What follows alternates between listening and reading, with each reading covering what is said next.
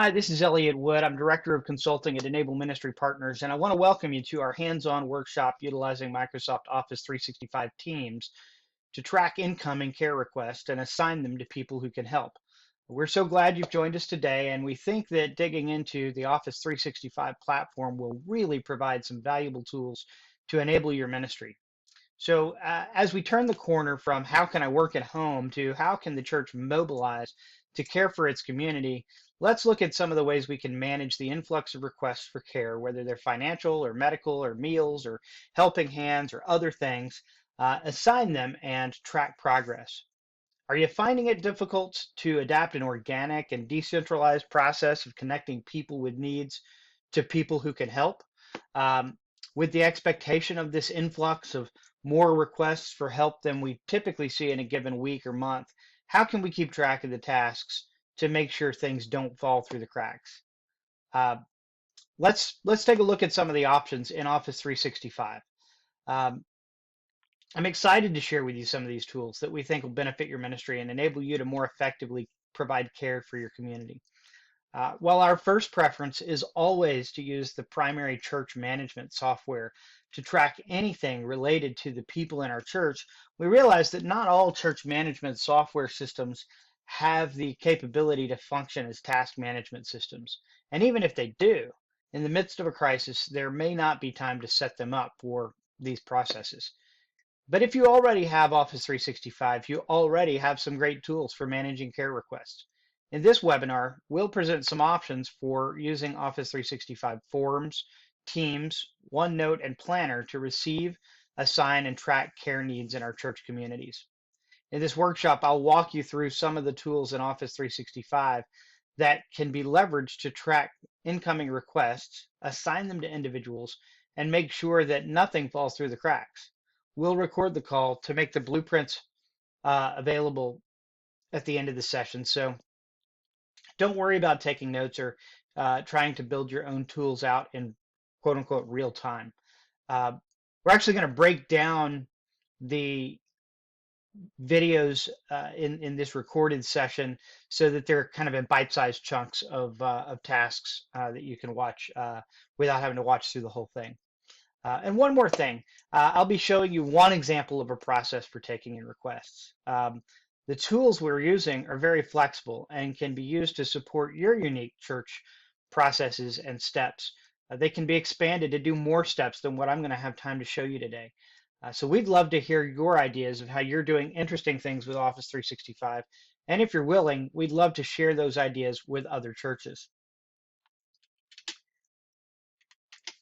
So what's the problem we're trying to solve? In situations of increased need, we can expect an influx of new requests that stress the often organic care processes of many churches. How can we streamline the process and provide a means to submit requests for help simply, to triage incoming requests, to assign tasks to care team members, and to track progress? First things first, do you already have a system in place? Can it expand to support the current need? I'm showing you some things today, but use what you have first if it's possible. If it's already working, um, I'm not necessarily suggesting that you reinvent the wheel, but if you aren't getting what you need out of what you currently have, these tools may help you take a next step. Does your church management system have the ability to manage task assignments? Consider whether you can get it running fast enough.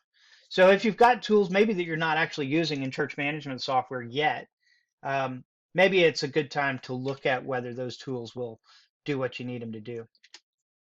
In a perfect world, when we come back to some normalcy after all of this COVID stuff is over, we want to create day-to-day processes from everyday care that can easily scale up in times of demand. So every time the scenario changes and we have a crisis, whether it's a tornado or an earthquake or a pandemic or just something going on in your community that increases the needs in your church, we don't want to have to create a new system every time that happens.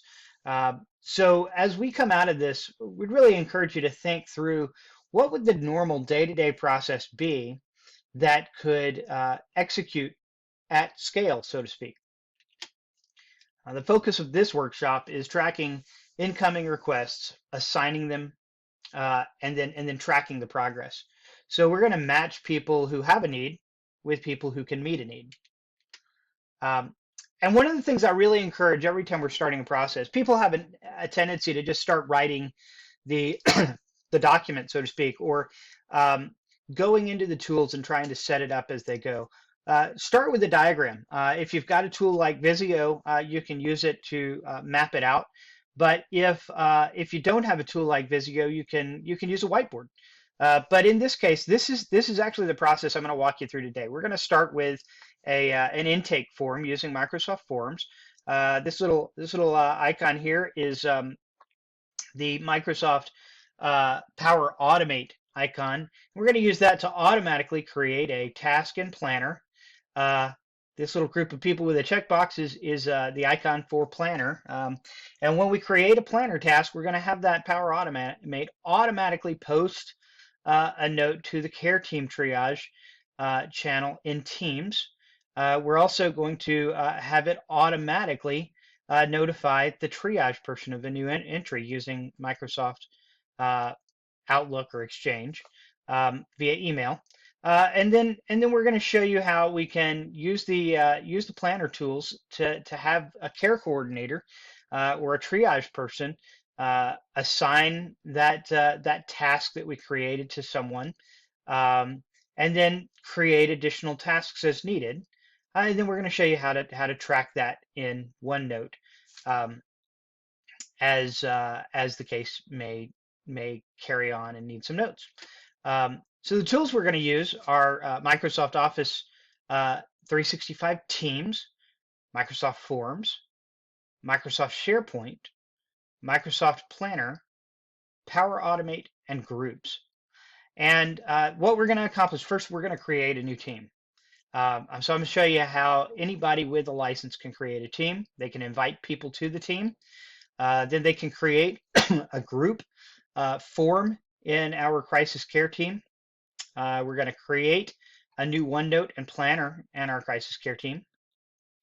And we're going to create a Power Automate flow to notify team members of new requests and start a new task. The structure of a Microsoft team, it may help you to just kind of understand how this works. When we create a team, so over here on our left, we're creating a team. Teams automatically will create one team to one Office 365 group. Now, you'll see we have the option, if we already have a group formed in Office 365 that we want to attach the team to, we can do that. But there's a relationship of one team to one group.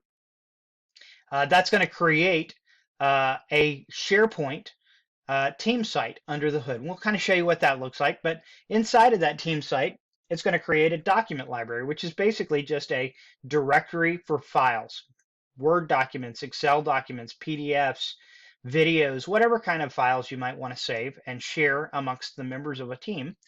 And then it'll create a folder in that document library called the General Channel folder automatically when we first create the team. Now we can create other folders and we can create other channels, but that's going to come as soon as we hit the submit button in Teams. And then we're also going to automatically create a general channel notebook in OneNote. So if you've used OneNote, you're familiar with it. It's basically a virtualized notebook, like a 3-ring binder. It's got tabs and sections and pages, just like a binder would have. And it's going to automatically create one in that general channel. And we'll show you what that looks like in a little bit. And then it's also going to create a team mailbox. So in our case, we may create a care team, and the email address may be careteam@mydomain.com. So that's the introduction. I'm going to stop the recording right here and then record the demonstration in chunks as we go. So you'll just kind of keep watching as we go through.